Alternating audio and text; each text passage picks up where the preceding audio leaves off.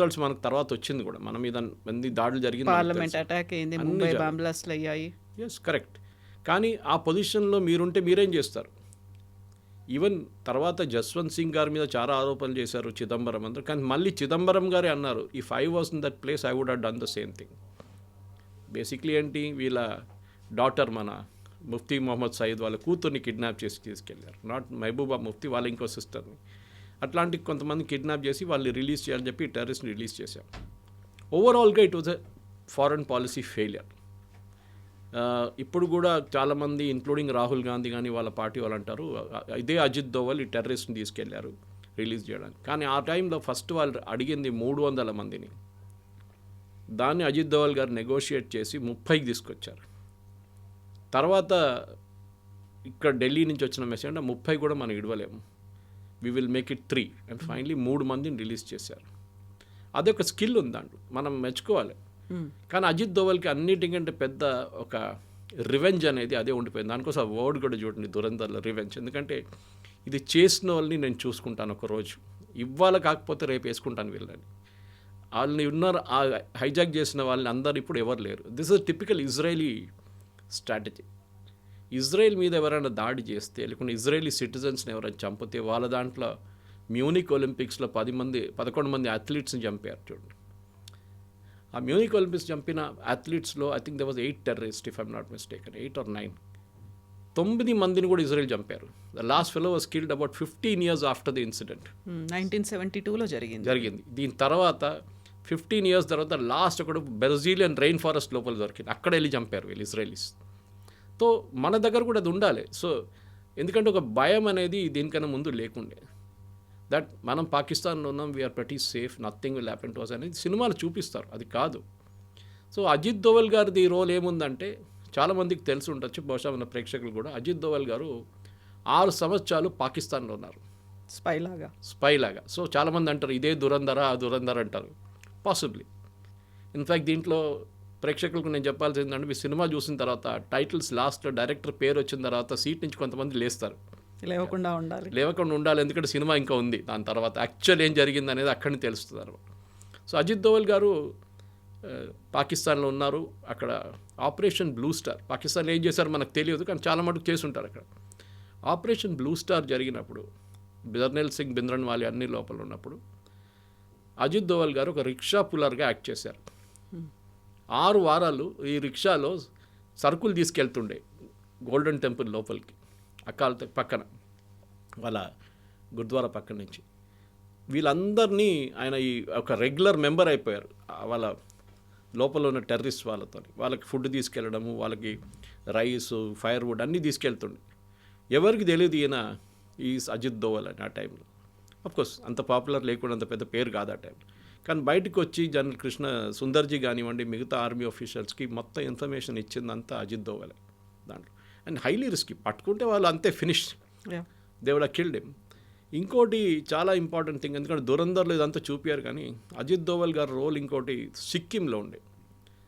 Sikkim like Bhutan ఒక independent country ఉండే ఆ టైంలో. కానీ మన దగ్గర భూటాన్ లాగానే వాళ్ళ డిఫెన్స్ అండ్ కమ్యూనికేషన్స్ మనం చూసుకుంటున్నాం. ఇప్పుడు భూటాన్ కూడా అంతే. భూటనీస్ ఆర్మీ అనేది ఒక చాలా చిన్నది, మొత్తం వాళ్ళ ఆర్మీ మొత్తం మనమే చూసుకుంటాం. ఇన్ఫ్యాక్ట్ డోక్లాం అని మాట్లాడతాం చూడండి, మన చైనాతో Doklam is actually in Bhutan. And మన ఆర్మీతోనే అక్కడ గొడవ జరిగింది అప్పుడు కూడా చైనీస్కి, భూటానీస్ ఆర్మీ కాదు అక్కడ. సిక్కింలో అక్కడ ఒక మొనార్కీ ఉండే ముందు, ఇప్పుడు భూటాన్లో ఉన్నట్లని. కానీ భూటాన్లో ఉన్నంత డెమోక్రటిక్ కాదు, వాళ్ళకు చాలా కరప్ట్. అండ్ అక్కడ ఒక సిఐఏ యాంగిల్ ఉండే, ఎందుకంటే ఆ టైంలో CIA wanted to tackle Tibet. Ajit Doval గారిని పంపించారు. One of his earliest assignments when he was a youngster, పంపించి ఐబీ నుంచి ఆయన అక్కడ వెళ్ళి ఈ రాజులతో వ్యతిరేకంగా ప్రొటెస్ట్ చేస్తున్న వాళ్ళ దగ్గర మాట్లాడచ్చు. Is negotiating skill again. మాట్లాడి, ఇంత గొడవ చేసి ఏం చేయలేరు మీరు, ఇన్స్టెడ్ ఆఫ్ మన పని చేద్దాం, రాజు మీద ప్రెషర్ పెడదాం, మొనార్కీ మీద, టు డూ ఎ రెఫరెండం, అంటే ఓట్, మన ఇండియాతో వెళ్ళాలన్నా మనం ఇండిపెండెంట్గా ఉండాలన్నా. It was considered almost impossible. కానీ అజిత్ దోవల్ గారు అది కన్విన్స్ చేసి వాళ్ళని ఒక మూమెంట్ క్రియేట్ చేసి అక్కడ, and Sikkim became 22nd state in the Indian union ఆ టైంలో. అదొక పెద్ద, ఎందుకంటే ఆ సిక్కిం అనే మన చేతి నుంచి పోయి ఉంటే ఆ రోజు మనకి భూటాన్ పక్కన సిక్కిం, ఈ రెండు మన చేతి నుంచి పోతుంది. సో అప్పుడు నాథులా పాస్ కానివ్వండి, మిగతా చైనీస్ వైపు ఉన్న క్రాసింగ్స్ అంతా we would have lost it forever. కానీ అదొక చాలా పెద్ద ఇది ఉండే. దీని తర్వాత సిక్కింలో ఉన్నప్పుడే అజిత్ దోవల్ గారు, దాని తర్వాత దానికన్నా కొన్ని రోజుల తర్వాత తెలియదు కానీ మళ్ళీ వెళ్ళి 3 సంవత్సరాలు చైనాలో ఉన్నారు. కొంతమంది 6 అంటారు, ఆయన క్లియర్గా డిఫైన్ చేయట్లేదు. లేकिन హీ అగ్రీడ్ ఈ వెంట్ టు చైనా. చైనాలో ఉన్నారు. చైనాలోని ఏ భాష మాట్లాడతారు మనకు తెలియదు. మ్యాండరిన్ మాట్లాడాలి కదా, he has to speak that language. Tibetan language మాట్లాడాలి లేకుంటే, because he has gone to Tibet side. కానీ ఆ రోల్ చూడండి, ఇదంతా మనం హిస్టరీ చూపించినప్పుడు చాలామంది ఆదిత్య ధర్ని తిడుతున్నారు. మీరు కావాలని చెప్పి ఒక ప్రాపగండా సినిమా తీశారు, మోదీ గారు 2 సార్లు చూపించారు టీవీలో ఇక్కడ ఇన్సిడెంట్స్ నడుస్తున్నప్పుడు.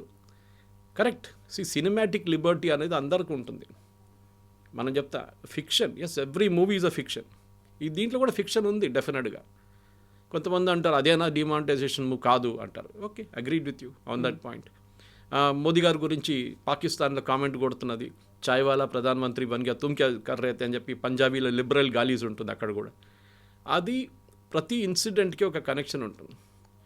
అండ్ మనం గుర్చుకూడదు, మన దాంట్లో was it Ravindra Nayak some there one spy who Ravindra Kaushik Ravindra Kaushik, ఆయన ఒక మన వైపు నుంచి నుంచి వెళ్ళిన ఒక ఏజెంట్ పాకిస్తాన్లో దూరారు చాలా సంవత్సరాల ముందు. I think was in 70s or 60s or 70s.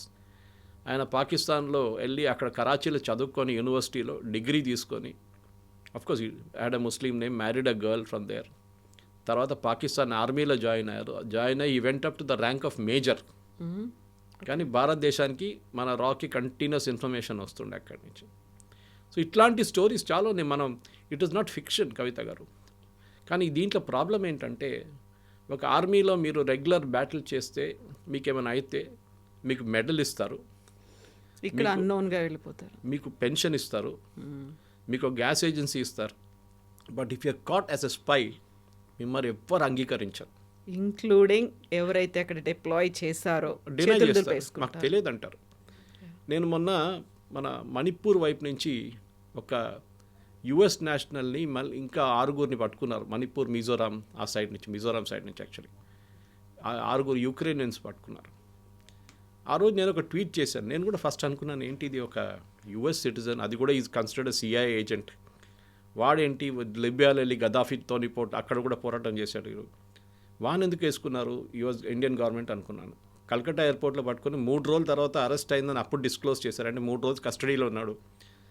తర్వాత సర్జియో గోర్ యుఎస్ అంబాసిడర్ ఒక ట్వీట్ చేశారు, just 24 hours after this fellow was arrested, saying, I met Ajit Doval and a very good productive meeting with him, National Security Advisor of India. నాకు it didn't connect the dot. Suddenly నాకు connect అయింది. మన దగ్గర ఒక spy అని చెప్పలేము, X రా agent యుఎస్లో అరెస్ట్లో ఉన్నారు. ఇప్పుడు పన్నూర్ని చంపడానికి ట్రై చేశారని చెప్పి కెనడా నుంచి ఉన్న, కానీ యుఎస్లో జరిగింది అటెంప్ట్ అని చెప్పి, forgot his name, he was arrested in Europe. ఇప్పుడు కస్టడీలో ఉన్న అక్కడ ట్రయల్ నడుస్తుంది. ఇప్పుడు చూడండి, మార్క్ మై వర్డ్, 6 నెలల లోపల that guy will come to India, this guy will go to US, exchange చేస్తారు. ఇది రష్యాతో జరిగింది చాలాసార్లు. సో మన వైపున్న ఇప్పుడున్న యంగ్స్టర్స్కి చాలా మటుకు దురంధర్ సినిమా ఎందుకు నచ్చుతుంది, 3 రోజుల నుంచి ఫ్రైడే, సాటర్డే, సండే హౌస్ఫుల్ నడుస్తుంది, ఈవెన్ పెయిడ్ ప్రివ్యూస్గా టికెట్స్ దొరకట్లేదు అని చెప్పిన టైంకి చాలామంది అడుగుతున్నారు, ఒక హైపర్ నేషనలిజం తీసుకొస్తున్నారు, 56 ఇంచెస్ ఛాతీ చూపిస్తున్నారు, ఇదొక ఫేక్ నేషనలిజం క్రియేట్ చేస్తున్నారు. I think it is not correct. ఎందుకంటే చాలా మటుకు ఇప్పుడున్న యంగ్స్టర్స్కి వాళ్ళకి తెలియని స్టోరీస్ మనం చెప్తున్నాం వాళ్ళకి. Then what about D gang, బడా సాబ్ దావూద్ ఇబ్రహీం నిజంగా ఆ స్టేజ్లో ఉన్నాడా, కదలలేని కండిషన్లో ఉన్నాడా, దాని అంతటికి కూడా మళ్ళీ మన స్పైస్ చేసినటువంటి ఆ పనే కారణమా? దావూద్ ఇబ్రాహిం స్టోరీ మీకు తెలిసి ఉంటుంది. దీనికన్నా నేను ఇంకో ఛానల్లో మాట్లాడుతూ ఆల్మోస్ట్ 8 months ago చేసిన ఒక స్టోరీ ఉండే, దాన్ని నిన్న కూడా ఎవరు నాకు పంపించారు, లింక్ పంపించింది. ఆ ఛానల్ వాళ్ళంటే ఇప్పుడు ఈ దురంధర్ సినిమా రాగానే మళ్ళీ ఆ క్లిప్ రిలీజ్ చేశారంట. దావూద్ ఇబ్రాహింని చంపడానికి అజిత్ దోవల్ అండ్ టీం ఒక ప్లాన్ వేశారు. He was not a national security adviser, అప్పుడు he was IB, senior IB officer. క్లిఫ్టన్లో ఉంటుంది, సేమ్ ఏరియా పాకిస్తాన్లో, క్లిఫ్టన్లో, కరాచీలో, very posh area, under ISI protection. కానీ ఒకరోజు ఆయన దుబాయ్కి వెళ్ళడానికి ప్లాన్ వేసుకున్నారు. ఈజ్ రెగ్యులర్లీ దుబాయ్కి వెళ్తాం. మన షార్జాల ముందు క్రికెట్ నడుస్తున్నప్పుడు you can see Dawood Ibrahim in those famous videos. అందులో బాలీవుడ్ స్టార్స్ ఉన్నారు, అందరు ఉంటారు. బాలీవుడ్ ఫైనాన్సింగ్ అంతా దావూద్ ఇబ్రాహిం నుంచే నడుస్తుండే. మీరు చూడండి, గుల్షన్ కుమార్ చంపిన కాంట్రవర్సీ నుంచి మిగతా అన్నీ చూస్తే కంప్లీట్ డీ గ్యాంగ్ ఫండింగ్ ఉంటుండే మన దగ్గర. దాని తర్వాత ముంబై బ్లాస్ట్ కానివ్వండి, దాని తర్వాత జరిగిన చాలా మటుకు టెర్రర్ ఇన్సిడెంట్స్లో దావూద్ ఇబ్రాహిం చేయఉందని తెలిసిపోయింది మనకి. దావూద్ ఇబ్రాహింని వాడుకున్నారు ఐఎస్ఐ ఆర్డిఎక్స్ ల్యాండ్ చేయడానికో లేకుంటే ఫండింగ్ తీసుకురావడానికో, సినిమాలతో ఫండింగ్ చేసింది. నేను ఆర్విఎస్ మనీ అని చెప్పి formerly under secretary of home retired, ఆయన పద్మశ్రీ వచ్చింది రీసెంట్లీ, ఆయన పద్మశ్రీ ఇచ్చారు. ఆయన నేను ఇంటర్వ్యూ చేశాను 2-3 సార్లు. ఇంటర్వ్యూ చేసినప్పుడు ఆయన ఒక ఇంటర్వ్యూలో చాలా క్లియర్గా, then I was the CEO of Janam TV, CEO Janam TV, మాట్లాడుతున్నప్పుడు ఆయన ఒక మాట అన్నారు, Suresh, I was posted on behalf of so and so ministry, obviously home ministry in Mumbai, cinema funding గురించి తెలుసుకోవడానికి. And he was given a post in the censor board, అక్కడ central board of film certification supervision, not actual censor. ఆయన అన్నారు, నా పని ఏముంటుండే అంటే financing తెలుసుకోవడానికి. And he was saying one of the biggest financing Malayalam సినిమాలు కూడా నడుస్తుండే, హిందీ కాకుండా కూడా. 50 కోట్లు ఒక సినిమా అనౌన్స్ చేసింది. ఆ టైంలో 50 కోట్లు అంటే పెద్ద అమౌంట్. అనౌన్స్ చేసి హీరోకి 5 కోట్లు లేకుంటే 3 కోట్లు, హీరోయిన్కి 1 కోటి, మిగతా అందరికీ డబ్బులు పంచిపెట్టేస్తారు. ఆ సినిమా ఎప్పుడు రిలీజ్ కాదు. దాని తర్వాత వచ్చిన మనిషి కనిపించడు, ప్రొడ్యూసర్ లేడు, డైరెక్టర్ లేరు, ఎవరు లేరు. బ్లాక్ మనీ డిస్ట్రిబ్యూషన్ అయిపోయింది, రిటర్న్ వచ్చేస్తుంది మళ్ళీ. అది ఆ 3 కోట్లు ఇచ్చినోడు 20 లక్షలు పెట్టుకొని మిగతా డబ్బులన్నీ లీగల్గా ట్రాన్స్ఫర్ చేసేస్తారు వాపస్. ఇది జరుగుతుంది. సో దావూద్ ఇబ్రాహిం రోల్ చాలా మటుకు మన దేశంలో జరిగిన టెర్రరిస్ట్ ఇన్సిడెంట్స్ అండ్ కనెక్షన్. కానీ దాంట్లో అతీక్ అహ్మద్ రోల్ ఒకటి ఉంది, ఇది చూసుంటారు. Atiq Ahmed was a gangster in UP. Phulpur అనే కాన్స్టిట్యున్సీ ఉంది, కవిత గారు, మీరు వినుంటారు. ఆ ఫుల్పూర్ కాన్స్టిట్యున్సీలో 3 సార్లు ఎలక్షన్ గెలిచిన మనిషి పేరు Jawahar Lal Nehru. It was the constituency of the Gandhis, అంటే నెహ్రూ గాంధీ ఫ్యామిలీ. ఒక టైంలో అక్కడి నుంచి I think it was V P Singh who won from there. కానీ అక్కడి నుంచి అతీక్ అహ్మద్ ఇండిపెండెంట్గా 3 సార్లు గెలిచారు. ఆయన 17 సంవత్సరాలు ఉన్నప్పుడు స్కూల్లో ఫెయిల్ అయిన తర్వాత ఎగ్జామ్లో ఫస్ట్ మర్డర్ 17 ఇయర్స్లో చేశారు. ఆఫ్టర్ దట్ ఆయన మీద 100 మర్డర్ కేసెస్లు, ఎక్స్టార్షన్, కిడ్నాపింగ్ అన్నీ ఉన్నాయి. ఆయన జైల్లో తీసుకెళ్ళి ఆయన చాలా టైం జైల్లో ఉంటుండే, ఎందుకంటే ప్రొటెక్షన్ జైల్లో బెటర్ ఉంటుందని చెప్పేసి. బయట ఉంటే చంపేస్తారు. కరెక్ట్గా అదే జరిగింది, సినిమాలు కూడా చూపిస్తారు. కోర్టుకు తీసుకెళ్తున్నప్పుడు చంపేశారు. So connection was correct. He was not involved in fake currency. అది మనం we have to give a licence, we have to give a freedom for that. అది సినిమాటిక్ లిబర్టీ తీసుకున్నారు. ఎవరో తల మీద పెట్టాలి కాదని చెప్పి అతీక్ అహ్మద్ తల మీద పెట్టేశారు. కానీ ఈ వాజ్ పక్కా గ్యాంగ్స్టర్. సమాజ్వాదీ పార్టీ తర్వాత, దానికన్నా ముందు అప్నా పార్టీ అని ఒక పార్టీ ఉండే. ఇప్పుడు అనుప్రియ యాదవ్ అని చెప్పి వీళ్ళ క్యాబినెట్లో, మోదీ గారి అనుప్రియ పటేల్ మోదీ గారి క్యాబినెట్లో her father head set up the party ఆ టైంలో. సో దీనికి చాలా స్టోరీస్ ఉన్నాయి కవిత గారు. It goes like branches. మీరు చూస్తుంటారు సీన్లో చూపిస్తారు కనెక్షన్స్ ఫ్రమ్ వేరియస్ సోర్సెస్, ఎక్కడి నుంచి వస్తుంది అనేది, ఎక్కడెక్కడ బ్రాంచెస్ ఉంది చెప్పేసి. సో పాకిస్తాన్ ఐఎస్ఐలో కూడా చాలా మటుకు వాళ్ళ దగ్గర ఉన్న ప్రతి ఆఫీసర్ని కూడా మనం టార్గెట్ చేశాం. చాలామందిని చంపిన దానికి న్యూస్ ఎప్పుడు బయటికి రాలేదు. It is only the gangsters killed by unknown men. ఆ షాప్లో కూర్చొని పనిచేస్తున్నాడు, దానికన్నా ముందు he was involved in killing an Indian army officer. కానీ కరెక్ట్గా ట్రేస్ చేసి వాళ్ళని కొడుతున్నారు. ఎవరు చేస్తున్నారు మనకు తెలియదు. పాసిబ్లీ సుపారీ ఉందంటే సుపారీ ఉండొచ్చు చెప్పచ్చు మనం. కానీ ఏదైనా కానీ దురంధర్ అనే సినిమా ఇప్పుడున్న ఆడియన్స్ చూడాల్సింది. ఎందుకంటే ఇంకేం లేదు, ఐఎమ్ నాట్ సెయింగ్ డోంట్, మీరు ఒక మోదీ భక్తుగా మారిపోతారో లేకుంటే మీరు ఒక యాంటీ ముస్లింగా మారిపోతారు కాదు. It shows you the reality. Cinematic Liberty ఉంది దాంట్లో, చాలా మటుకు తీసుకున్నారు. కానీ ఆదిత్య ధర్ చేసిన టైట్ స్క్రీన్ ప్లే, 4 గంటల సేపు, అంటే ఆల్మోస్ట్ 4 hours ఉన్న మూవీ కూర్చుంటే కూడా మీకు 4 hours అని అనిపించదు ఎప్పుడు. సరే వైలెన్స్ కొంచెం ఎక్కువ ఉంది, కొన్ని ప్లేసెస్లో లాస్ట్లో ఆ ఫైట్, ద ఎండింగ్ క్లైమాక్స్ కొంచెం డ్రాగ్ అవుతుందని అనిపించవచ్చు. కానీ ఫైనలీ థియేటర్ బయటకు వచ్చినప్పుడు కూడా మీకు అనిపిస్తుంది స్టోరీ బాగా చెప్పారు. I think even Ram Gopal Varma ఒక రివ్యూ రాశారు, అని చెప్పారు దాని గురించి. Saying after Dhurandhar and before Dhurandhar అని చెప్పి ఇండియన్ సినిమా మారిపోతుంది ఇప్పటి నుంచి అని చెప్పేసి. Possibly correct. అంటే ఒక సినిమా ఎట్లా తీయాలని ఆదిత్య ధర్ క్లియర్గా చూపించారు. That you can write a very tight screenplay, connect with జరిగిన incidents and connect with present world. And casting I think acting wise brilliant. Ranveer సింగ్కి దీంట్లో చాలా మటుకు ఒక ఇంపార్టెన్స్ ఇచ్చారు. పార్ట్ 1లో బహుశా అక్షయ్ కన్నా ఆ క్రెడిట్ కొట్టేశారని చెప్పిన దాన్ని ఒక కాంపెన్సేట్ చేయడానికి ఆదిత్య ధర్ గారు కొంచెం ఇంపార్టెన్స్ ఇచ్చారు. But I think the best dialogues, best performance అంటే మాధవన్ దీంట్లో యాజ్ అజయ్ సాన్యాల్. అన్రిస్ట్రైన్డ్ ఒక సిగరెట్ తీసుకొని అండ్ వెరీ సట్లీ, మీరు ఒక సీన్ ఉంది దాంట్లో, చాలామంది దాన్ని కనెక్ట్ చేయరు. ఐసీ ఒక ఇండియన్ ఎయిర్లైన్స్ ఎయిర్క్రాఫ్ట్ డోర్ దగ్గర నిలబడి ఈ స్మోకింగ్ అ సిగరెట్.